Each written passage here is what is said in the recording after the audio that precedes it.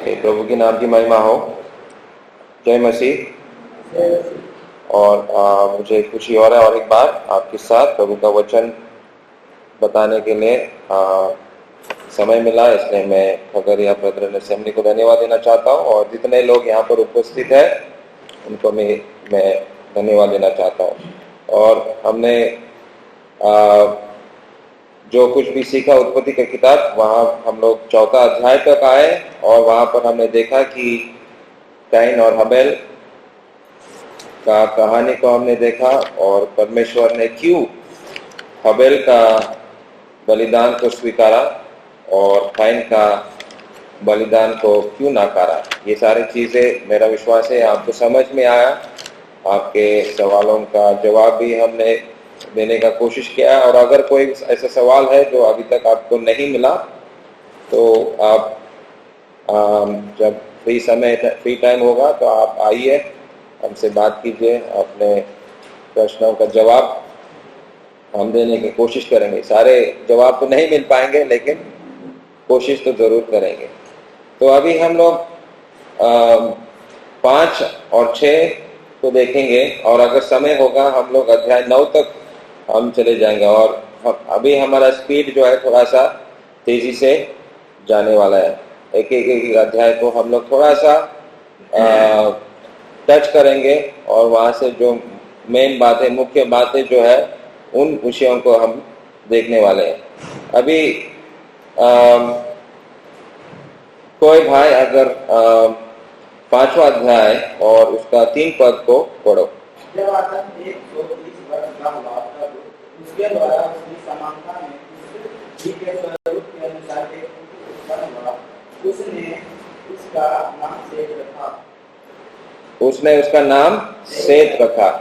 अभी हम लोग जानते हैं कि कैन ने हबेल को मार दिया। परमेश्वर ने हबेल के बदले में और एक बेटा दिया, उसका नाम है सेत। और सेत के वंश के बारे में भी हमने कुछ बातों को देखा। तो अभी आदम भी यहाँ मर गया। अगर आप अपने बाइबल में उस 5वां अध्याय में देखेंगे तो वहां पर आपको ये मृत्यु शब्द जो है बार बार नजर में आएगा। आदम मर गया, सेत मर गया और इनोश मर गया, कैनन मर गया। इस प्रकार से आप देखेंगे, अगर आपके बाइबल में वो शब्द जो है मौत या मृत्यु का शब्द है उसको अंडरलाइन करेगा तो देखेंगे कि क्या हो गया, मृत्यु आ गया। परमेश्वर ने बोला था कि जिस दिन तुम फल खाएगा उस दिन मृत्यु होगा, मरोगे। और हमने वो डाली का उदाहरण भी दिया, देखा कि कैसे वो मृत्यु जो है, मृत्यु तो हो गया लेकिन धीरे धीरे धीरे धीरे क्या हुआ, वो मर गया। तो इसी प्रकार जो है मृत्यु आ गया, आदम मर गया। अभी हम लोग ये देखते हैं कि जरा 22 पद को 5 का 22 को पढ़ो। के जन्म के पश्चात हनोक 300 वर्ष तक परमेश्वर के साथ साथ चलता रहा और उसके और भी बेटे बेटियां उत्पन्न हुई। 22 पढ़ा, 22, 5 का 22 पढ़ा। इनॉक वॉक्ड विथ गॉड, ऐसा नहीं लिखा।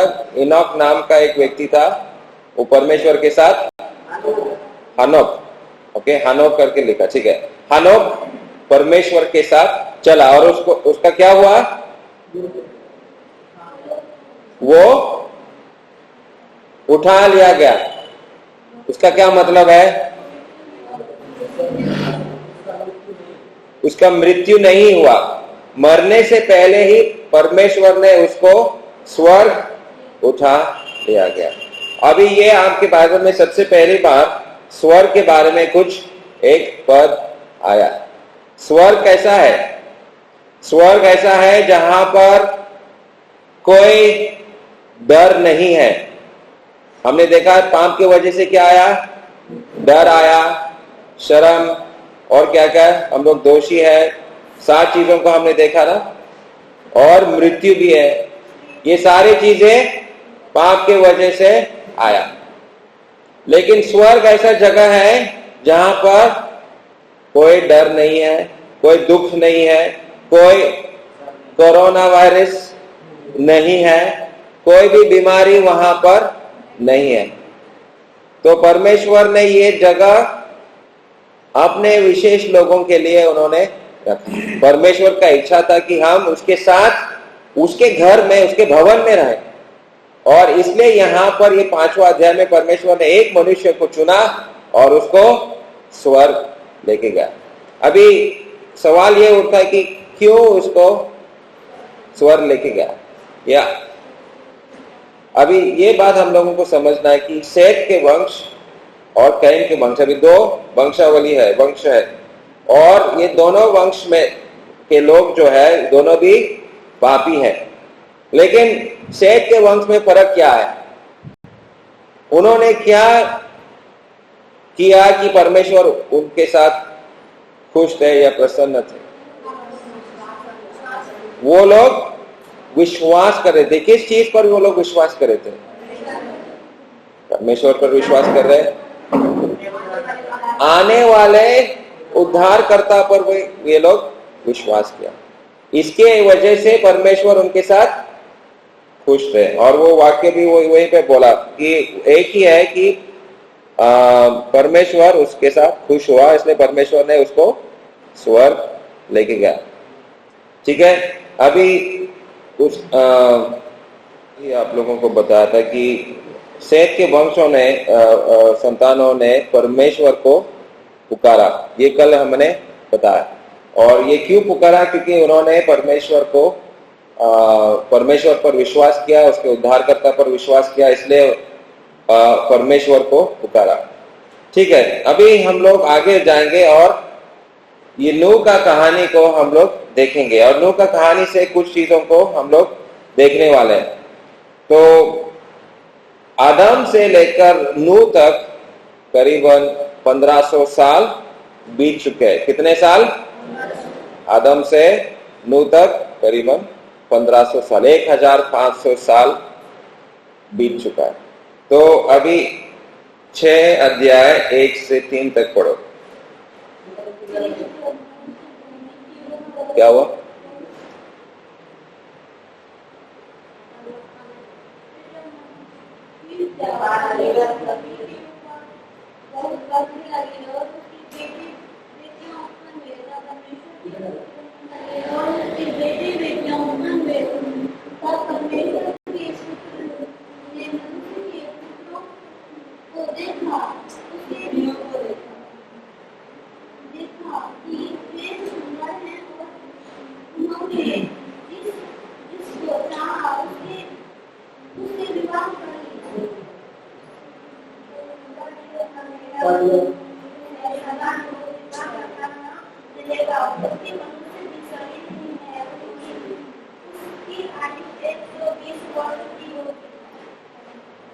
ओके, पढ़ लिया 3 तक?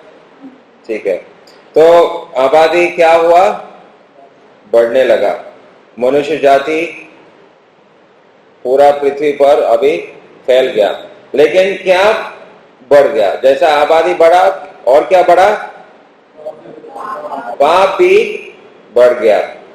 और पाप जब बढ़ा तो परमेश्वर का आत्मा, वो 3 पद में आपने पढ़ा कि परमेश्वर का आत्मा मनुष्य जाति के साथ क्या कर रहा था?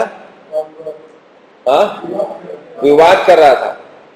परमेश्वर का आत्मा मनुष्य जाति के साथ विवाद कर रहा था। अभी ये लोग कैसे हैं, किस प्रकार के हैं, इसको थोड़ा समझने का कोशिश करेंगे कि उस युग के लोग कैसे थे, और परमेश्वर ने क्यों सोचा कि इनको अभी नष्ट करने का समय आ गया। ऐसे भी वो लोग क्या कर रहे थे कि परमेश्वर को इतना गुस्सा आया कि अभी वो सोचा कि मैं इस लोगों को नष्ट करूंगा। तो जरा मत्ती का 24 अध्याय 37 to 39 पढ़ो। मत्ती 24, मैथ्यू 24, 37 to 39।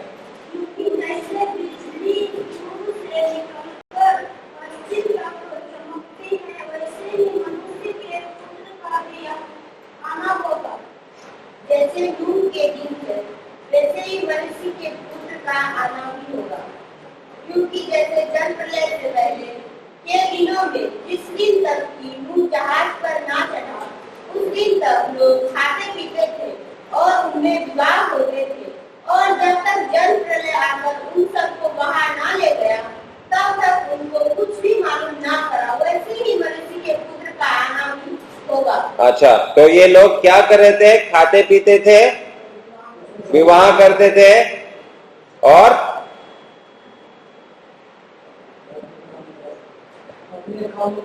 अपने ही कामों में व्यस्त है। तो ये खराब बात है क्या? विवाह करना अच्छा है या बुरा है? हाँ, शादी करना अच्छा बात है या बुरा बात है? अच्छा है। तो यहाँ पर समस्या क्या है फिर? हाँ, वो बस अपने ही कामों में व्यस्त है। लेकिन अभी इनके काम कैसे, और भी थोड़ा सा गहराई को समझने की कोशिश करो। ये तो आपने, ये बहुत ही स्वार्थी लोग हैं, अपने ही शरीर को खुश रखने के लिए वो लोग व्यस्त है। तो जरा इसको समझने के लिए आप रोमी का पहला अध्याय उसका 24 पद को पढ़ो पहले।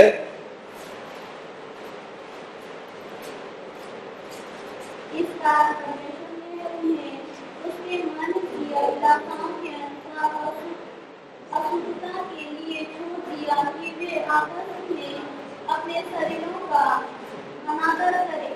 हाँ, उनके शरीर के अभिलाषाओं के अनुसार परमेश्वर ने उनको छोड़ दिए।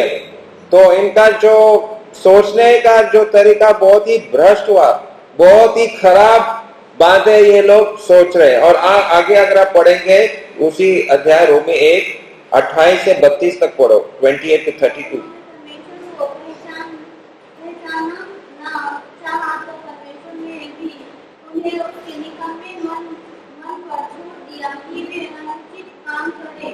इसलिए वे सब प्रकार के अधर्म और दुष्ट और लोभ और भेदभाव और भ्रष्ट से भर गए, और राम और हत्या और झगड़ा और छल और ईर्ष्या से भरपूर हो गया, और चुगलखोर का मतलब क्या है? हाँ, इधर का बात उधर। तो ये लोग अच्छे है ना? ये जो शब्द आप पढ़ रहे हैं बहुत ही अच्छे है ना? हाँ, कैसे है ये लोग? और आगे पढ़ो। करने वाले, दूसरों से घृणा करने वाले, दूसरों का अनादर करने वाले, अभिमानी, बुरी बुरी बातें करने वाले, माता पिता की आज्ञा ना मानने वाले, निर्बुद्धि, विश्वासघाती, न्यायाधीश और निर्दय हो गए। और वे तो परमेश्वर की ही जानते हैं कि ऐसे काम करने वाले मृत्यु के दंड के योग्य हैं। हाँ, ये लोग ऐसे काम कर रहे थे, वो जानते थे कि ये हम लोग कर रहे हैं ये खराब है और परमेश्वर का न्याय हमारे ऊपर आएगा, ये इन लोगों को पता था। फिर भी ये लोग इस प्रकार के पाप कर रहे हैं। लेकिन थोड़ा सा उन पदों को दोबारा देखो। मेरा पाप कहीं पर है क्या? मैं कहीं पे फिट होता हूं क्या? मैं इस प्रकार का हूं? मैं निर्बुद्धि हूं या मैं सबसे समझदार हूं? किस प्रकार का व्यवहार है हमारा? बहुत जगहों पर मेरा नाम मैं देख सकता हूं, मैं यहां पर, मैं यहां पर। ये लोग बहुत ही खराब थे। तो इस प्रकार के लोग यहां पर है। परमेश्वर इनके साथ अभी क्या करेंगे? परमेश्वर क्या करना चाहिए इनके साथ?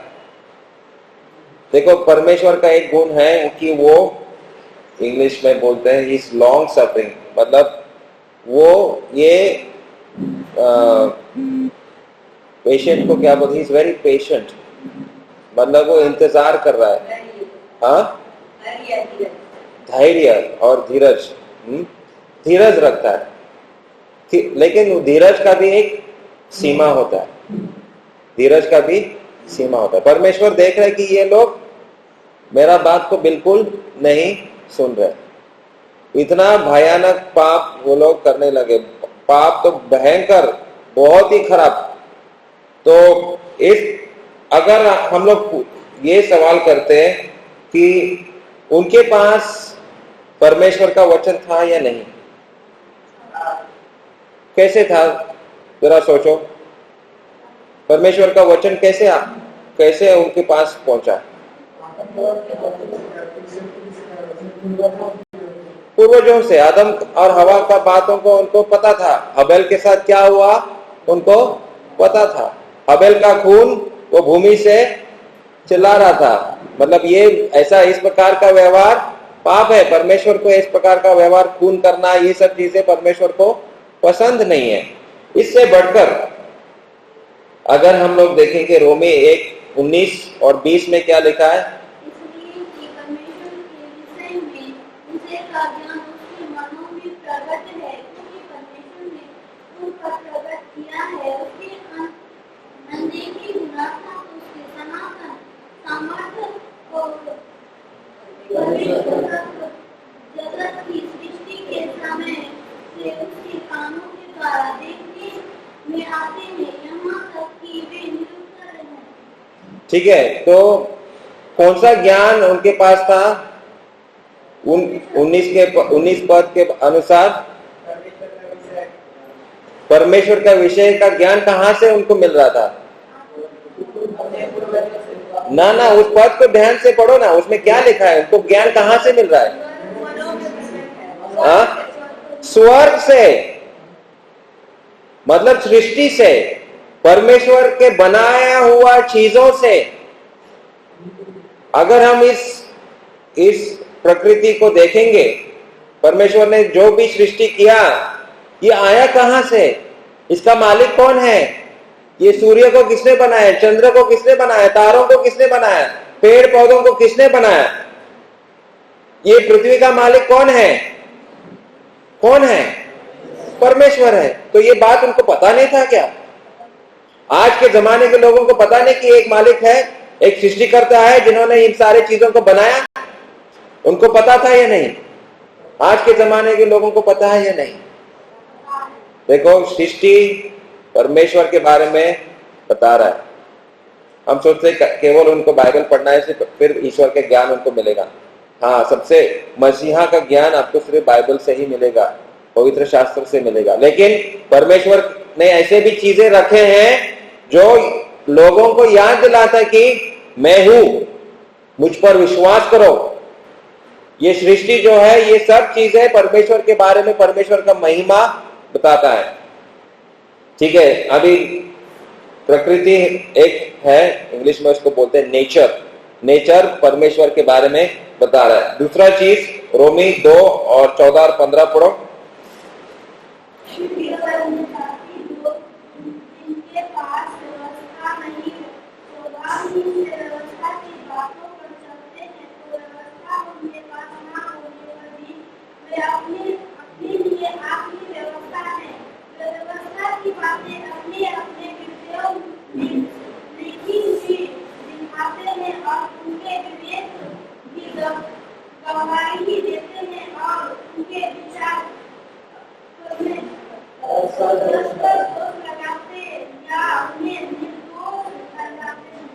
तो ये व्यवस्था कहां पर लिखे गया है? अपने हृदय पे ये व्यवस्था लिखा गया है। और वो व्यवस्था परमेश्वर के बारे में, परमेश्वर क्या चाहता है हमसे, ये व्यवस्था बताता है। हम सोचते कि सिर्फ बाइबल ही हमको बताता है, लेकिन हमारा हृदय, विवेक, वो हमको सही क्या है वो सिखाता है। हम प्रचार के लिए एक मुसलमान गांव में गए थे और उस गांव में हम लोग प्रचार कर रहे थे। तो मैंने सवाल किया, आसमानी किताब कितने हैं आप जानते हैं? तो एक भाई ने भीड़ में से बोला, हाँ, कुरान, इंजिल, तोरा, जबूर, ये सब आसमानी किताब है। तो हमने पूछा, आपने कितने पढ़े? उसने जवाब दिया, हम तो अनपढ़ है, अंगूठा छाप है, हम तो पढ़ना लिखना नहीं आता है। तो अभी क्या जवाब देंगे? कोई भी आसमानी किताब उसने नहीं पढ़ा। तो ऐसे लोग जो अनपढ़ है, जिन्होंने परमेश्वर का वचन नहीं पढ़ सकता है, परमेश्वर का ज्ञान कहां पर लिखा है? उनके हृदय में। तो हमने यही बात उस भाई को बोला, ठीक है आपने आसमानी किताब नहीं पढ़ा होगा, लेकिन परमेश्वर का जो नियम, जो व्यवस्था तुम्हारे हृदय पर लिखा है, और तुमने उस व्यवस्था का उल्लंघन किया, उन आज्ञाओं का पालन नहीं किया। झूठ बोलना पाप है, ये हम कैसे जानते हैं? कहां पर लिखा है? अपने हृदय में। जो अनपढ़ है, जिन्होंने कोई धर्मशास्त्र नहीं पढ़ा, वो भी जानता है कि खून करना खराब है, ये पाप है। कैसे पता? उसका विवेक बता रहा है। उसके हृदय पर परमेश्वर ने ये नियम लिख दिया, और जब इस नियम को कोई तोड़ते, जो हृदय पर लिखा हुआ, वो उसको दोषी ठहराएगा। अभी आप हम में से उद्धार पाने से पहले, प्रभु में आने से पहले, कितने लोगों को पता था कि मैं अपने विवेक के विरुद्ध काम किया? आपको याद है कि नहीं? प्रभु यीशु मसीह को जानने से पहले भी आप जानते थे कि मैं एक पापी हूं, मैंने कुछ ऐसा काम किया जो अच्छा नहीं है। आपने कोई वचन, कोई बाइबल पढ़ा ही नहीं, फिर भी आपको ये पता था। कैसे? ये आपका अंदर से ये आवाज बता रहा, आप पापी हैं, आपने परमेश्वर का वचन को तोड़ा। तो ये लोग, ये जलप्रलय से पहले उनके पास भी ये विवेक था, और वो अंदर से वो चिल्ला रहा था, अरे ऐसे मत करो, परमेश्वर के बातों को सुनो। परमेश्वर सृष्टि से भी उनको बता रहा था, और उत्पत्ति 3:15 में परमेश्वर ने क्या भविष्यवाणी दिया था? आप लोगों को पता है क्या बताया था परमेश्वर उत्पत्ति 3:15 में? मैं किसको भेजने वाला हूं? उद्धारकर्ता को भेजने वाला हूं। ये भी उनको पता था, ये भविष्यवाणी उनके पास था, लेकिन परमेश्वर का भविष्यवाणी दिया हुआ वचन पर वो लोग विश्वास नहीं कर रहे। और हबेल जिस प्रकार से बलि दिया, ये भी उनको पता था कि ये सही बलि है, इस प्रकार से परमेश्वर खुश होगा, खून का बलि चाहिए, तो ये भी ज्ञान उनके पास था। और हेनोक कहां चला गया था? हमने देखा स्वर्ग। हनोक क्या कर रहा है? जरा यहूदा का किताब, उसका पहला अध्याय 14 और 15 पढ़ो। ये यहूदा स्वर्ग जाने से पहले वो क्या कर रहा था?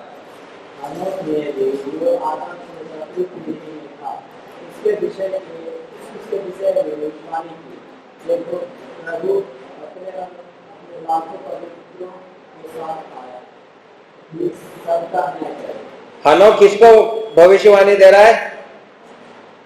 किसके बीच में जाकर वो प्रचार कर रहा है? लाखों,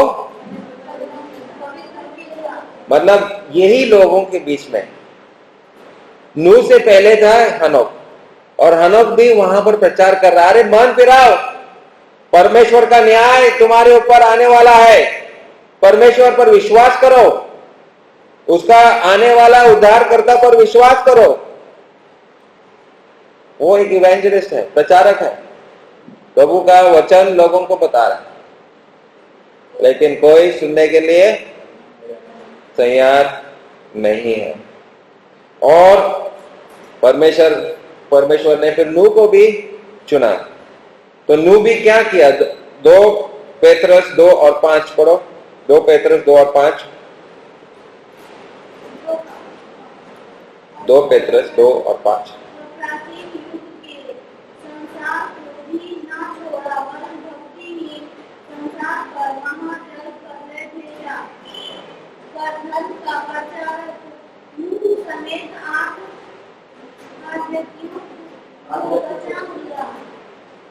क्या प्रचारक? नूह कैसा प्रचारक था? वहां पर लिखा है, और एक बार धर्मी प्रचारक, वो सही धर्म क्या है उसका प्रचार कर रहा था। परमेश्वर क्या चाहता है हमसे, नूह भी प्रचार कर रहा है। दो प्रचारक थे वहां पर, परमेश्वर ने भेजा। परमेश्वर ने हनोक को भेजा, फिर परमेश्वर नूह को भेजा। और कितने साल नूह ने प्रचार किया मालूम है? उत्पत्ति का 6 अध्याय में आपने पढ़ा, कितने साल वो प्रचार किया? हाँ नहीं, वो 3 पद 6 का 3 में कितने साल दिया है?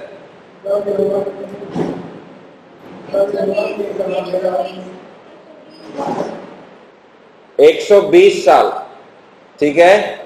वहां पर लिखा है मनुष्य का आयु 120 साल है, लेकिन इंग्लिश बाइबल अगर पढ़ेंगे तो और 120 वो परमेश्वर ने समय दिया था। 120 साल परमेश्वर वो जल प्रलय को लेकर आने वाले हैं, और 120 साल समय था। 120 साल नूह प्रचार किया, और उसी 6 का 3 में पवित्र आत्मा भी क्या कर रहा है? वहां पर हमने देखा विवाद कर रहा है। पवित्र आत्मा क्या कर रहा है?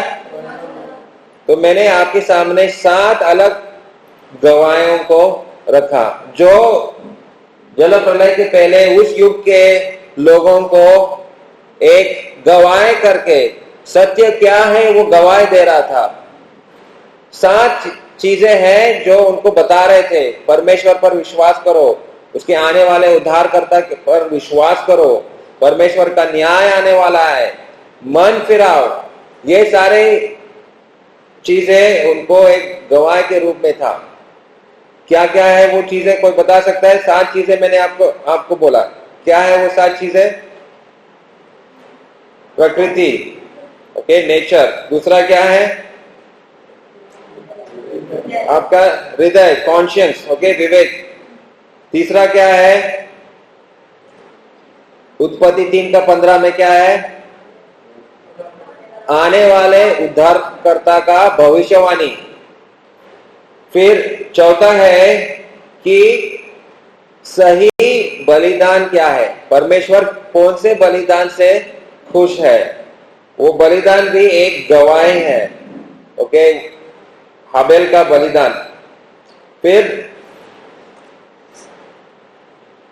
हनोक वो एक प्रचारक है, हनोक एक प्रचारक है, वो 5वां है। छठा कौन है?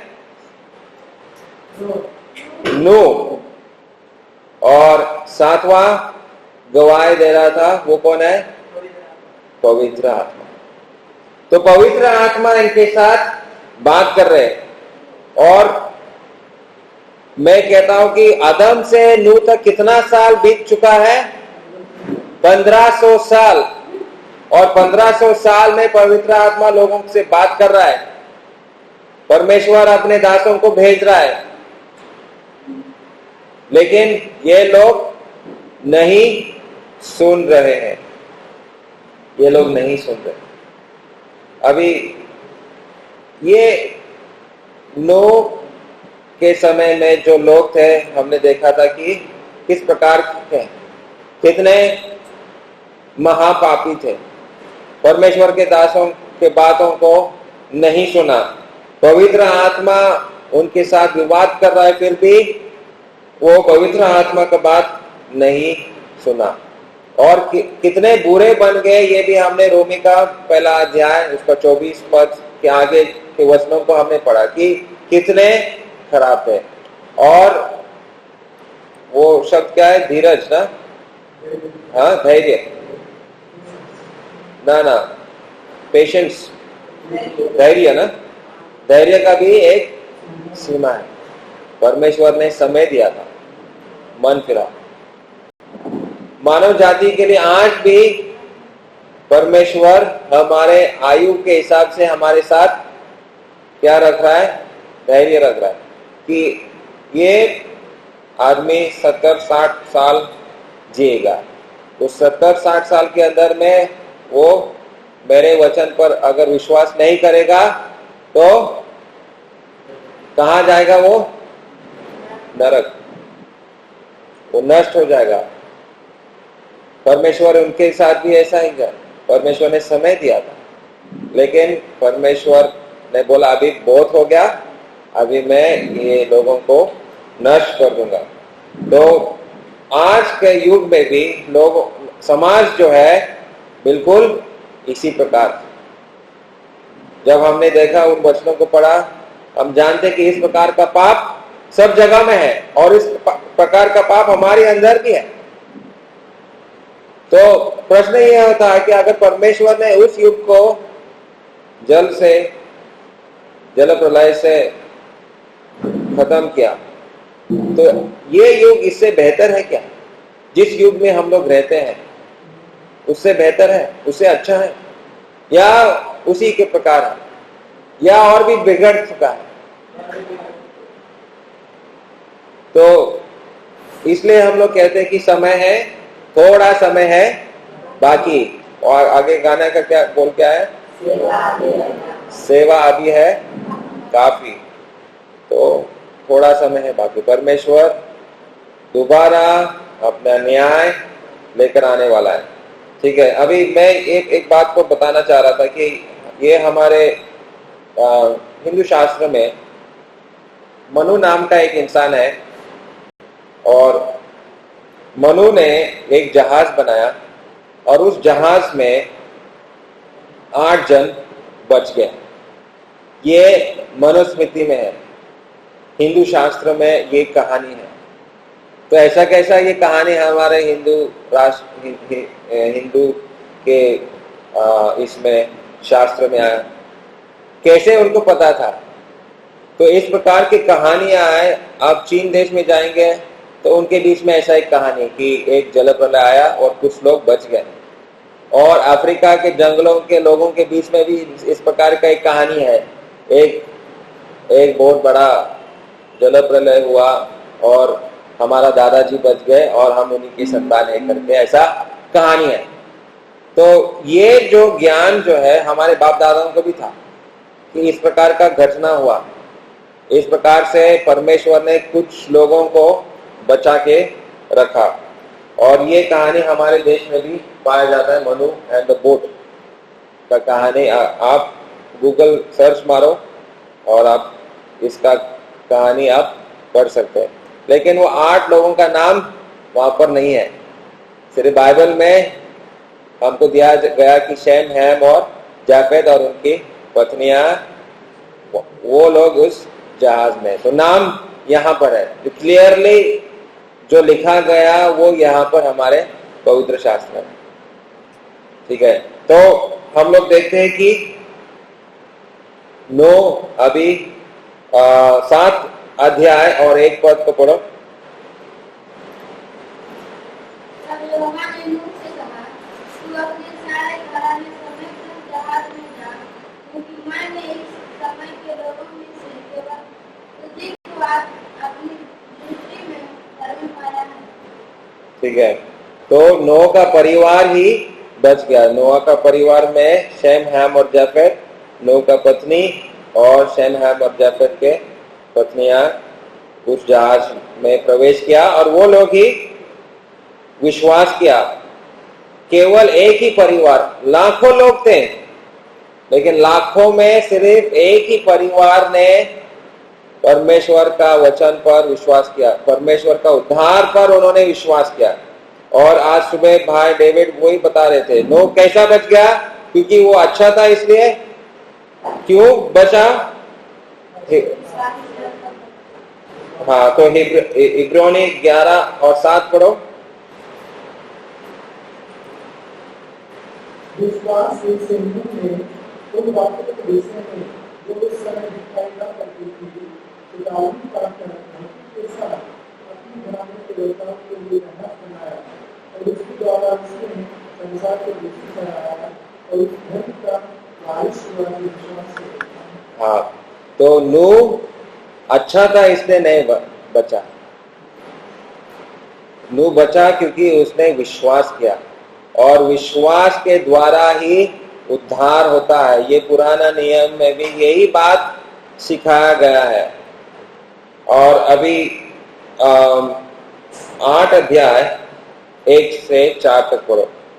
8 अध्याय 1 से 4। परमेश्वर ने नूह और जितने पहले पशु और घरेलू पशु उसके संग जहाज में थे उन सबों की सुधि ली, और परमेश्वर ने पृथ्वी पर पवन बहाई और जल घटने लगा, और गहरे समुद्र के सोते और आकाश के झरोखे बंद हो गए, और उससे जो वर्षा होती थी वह भी रुक गई।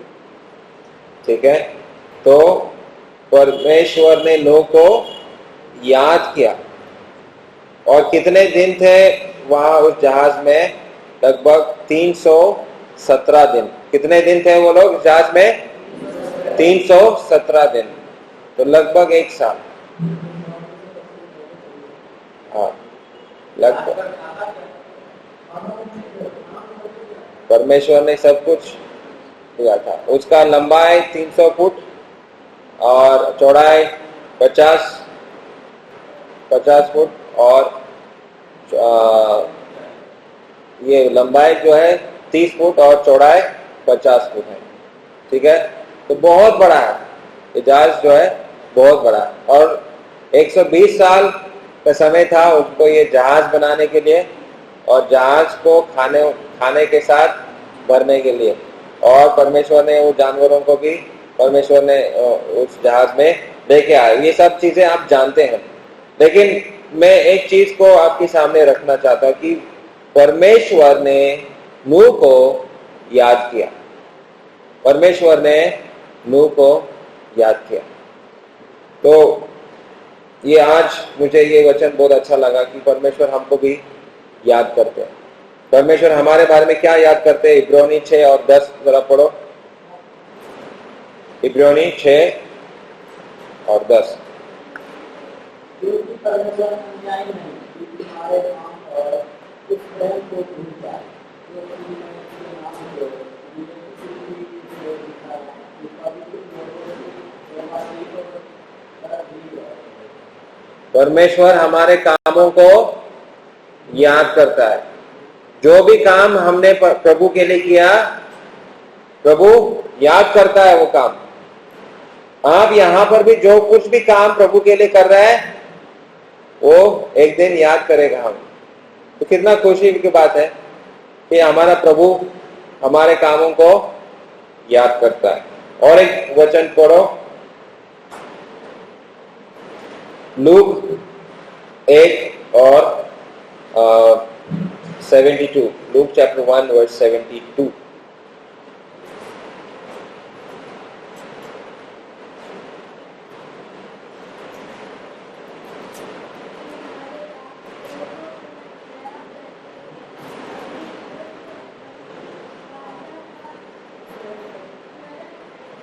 आपने वाचा का स्मरण करता है, मतलब जो भी उन्होंने बातें हमको बताए, जो भी भविष्यवाणी उन्होंने हमको बताया, प्रभु उसको याद करता है। प्रभु जो भी बातें उन्होंने बताया कि मैं ये करूंगा, मैं उद्धारकर्ता को भेजूंगा, परमेश्वर उस भविष्यवाणी को याद करता है। ठीक है, अभी वापस आओ उत्पत्ति का किताब में और उसका 9 अध्याय, और इस 9 का कहानी को अभी हम खत्म करेंगे। 9 अध्याय और 1 से 7 तक जोर से पढ़ो। इस कहानी को हम लोग अभी करेंगे। और उसके पुत्रों को आशीष दी और उससे कहा, फूलो फूलो और बढ़ो और पृथ्वी में भर जाओ। तुम्हारा घर और है पृथ्वी के सब पशुओं और आकाश के सब पक्षियों और भूमि पर के सब रहने वाले जंतुओं और समुद्र की सब मछलियों पर बना रहेगा। ये सब तुम्हारे बस में कर दिए जाते हैं। सब चलने वाले जंतु तुम्हारा आहार होंगे, जैसा उनको हरे हरे छोटे पेड़ दिए पेड़ वैसे ही अब सब कुछ देता हूँ। पर मांस को प्राण समेत अर्थात लोग समेत और निश्चय ही मैं तुम्हारा लव अर्थात श्रम का बदला लूंगा। सब पशु और मनुष्यों दोनों में से उसे लूंगा। मनुष्य के प्राण का बदला मैं एक के भाई बंधु से लूंगा। जो कोई मनुष्य का लहू बहाएगा, उसका लहू मनुष्य ही से बढ़ाया जाएगा, क्योंकि परमेश्वर ने मनुष्य को अपने स्वरूप के अनुसार बनाया है। और तुम फूलों फलो और बढ़ो और पृथ्वी पर बहुतायत से संतान उत्पन्न करके उसमें भर जाओ। फिर परमेश्वर ने नूह और उसके पुत्र से कहा। ठीक है, थैंक यू। अभी यहाँ पर जिस प्रकार से परमेश्वर ने आदम और हवा को बोला कि तुम लोग हाँ फूलो फलो और बहुताय से भर जाओ, पृथ्वी को भर दो, उसी प्रकार नूह को भी बता रहा है, वही बात उसको यहाँ पर बता रहे हैं। लेकिन अभी यहाँ पर ऐसा कुछ बातें हैं। एक तो है कि हम लोग खून क्यों नहीं करना चाहिए, वो 6 पद में बोला है। खून क्यों नहीं करना चाहिए मनुष्य,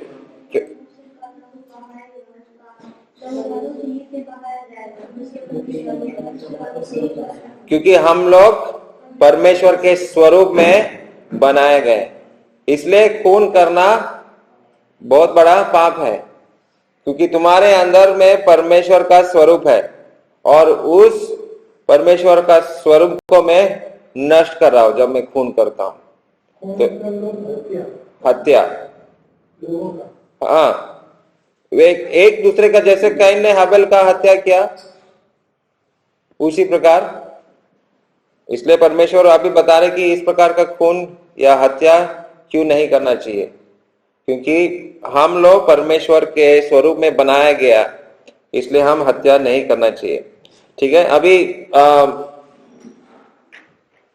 ये जो लाइट चला गया, अभी नहीं है, लेकिन वहां पर आपने फोटो में देखा, वो क्या है? इंद्रधनुष। तो इंद्रधनुष के बारे में जरा पढ़ो, 8 से लेकर कुछ आगे पढ़ो।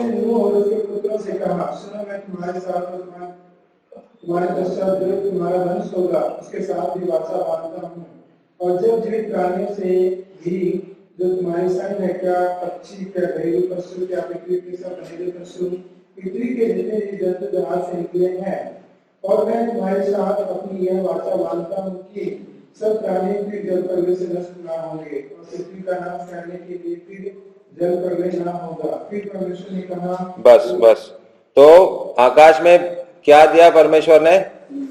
इंद्रधनुष। ठीक है। इंद्रधनुष क्या चिन्ह रहेगा? एक वाचा। परमेश्वर ने नूह के साथ एक वाचा बनाया कि मैं दोबारा जल प्रलय से दुनिया को नष्ट नहीं करूंगा। लेकिन जब हम प्रकाशित वाक्य को पढ़ते हैं और अंतिम दिन में जब परमेश्वर का न्याय होगा, तब परमेश्वर दुनिया को किस प्रकार से नष्ट करेगा? आग के द्वारा। परमेश्वर दोबारा इस दुनिया को आग से नष्ट करने वाला है। तो परमेश्वर का न्याय और भी भयंकर होगा। एक बार पानी से, दूसरे बार आग से। तो परमेश्वर का क्रोध धीरे धीरे और भी बढ़ रहा है। परमेश्वर एक दिन कहेगा सीमा पार हो चुका है, अभी न्याय का समय होगा। जिस दिन परमेश्वर दोबारा अपने सिंहासन से उठेगा, तब दुनिया जो है पूरा हिल जाएगा, तब समझेगा लोगों को, राइट। तो अभी अनुग्रह का समय, उद्धार अभी हम लोग पा सकते हैं। लेकिन उस फोटो में आपने देखा कि नूह वहां पर क्या कर रहा था, क्या उसने बनाया था और उसके ऊपर क्या कर रहा था? एक वेदी बनाया और उसके ऊपर बलि। तो ये विशेष क्यों है? नूह को क्या पता चला जब वो उस जहाज से बाहर आ गया, देखा कि कोई नहीं है, सब लोग मर गए, सिर्फ मेरा परिवार बच गया और कोई नहीं है। तब वो जान गया कि अरे मैं इसका योग्य नहीं, मैं भी एक पापी हूं, मैं भी इस जल प्रलय में नष्ट होना चाहिए था। लेकिन परमेश्वर का अनुग्रह मुझ पर था, उसने दया किया मेरे ऊपर, इसलिए उसने वहां पर बलिदान दिया। और वो बलि क्या दिखा रहा था उसको? मैं मरना चाहिए था, जल प्रलय में मैं मरना चाहिए था। लेकिन परमेश्वर ने मुझे बचाया, परमेश्वर ने अनुग्रह दिखाया। और वो बलिदान भी एक अनुग्रह का चित्र है हमारे लिए कि परमेश्वर मेरे बदले में किसी दूसरे को मारा। और हमारे बात भी वही है, क्रूस पर मैं मरना चाहिए था, पापी मैं हूं, लेकिन मेरे बदले में कौन मरा? प्रभु यीशु मसीह मरा। और वहां पर उस क्रूस पर परमेश्वर का प्रेम, परमेश्वर का अनुग्रह, परमेश्वर का न्याय को भी हम देखते हैं। परमेश्वर ने उस बलि के द्वारा नूह को ये इस बात सिखाया कि उसने उसके बदले में एक उद्धारकर्ता को रखा, एक बचाने वाला एक आएगा और वो खून का बलि होगा और वो हमारा प्रभु यीशु मसीह है। आज हम ये जानते हैं, लेकिन नूह को थोड़ा सा एक झलक मिला। जब परमेश्वर ने दुनिया संसार को नष्ट किया, तब नूह को थोड़ा सा समझ में आ रहा कि परमेश्वर कितना अनुग्रह किया, कितना दया किया, कितना बड़ा बात, कितना बड़ा चीज उन्होंने मेरे लिए, मेरे जीवन में किया। जिस दिन हम स्वर्ग जाएंगे हम भी वही बोलेंगे, मैं ये स्वर्ग में पहुंचने के लायक नहीं हूं, नरक में जाने का लायक हूं, लेकिन परमेश्वर ने मुझ पर अनुग्रह किया। उसका प्रेम मेरे ऊपर सदा काल के लिए है और सदा काल के लिए मैं उसको धन्यवाद दूंगा। तो इसी बातों को मैं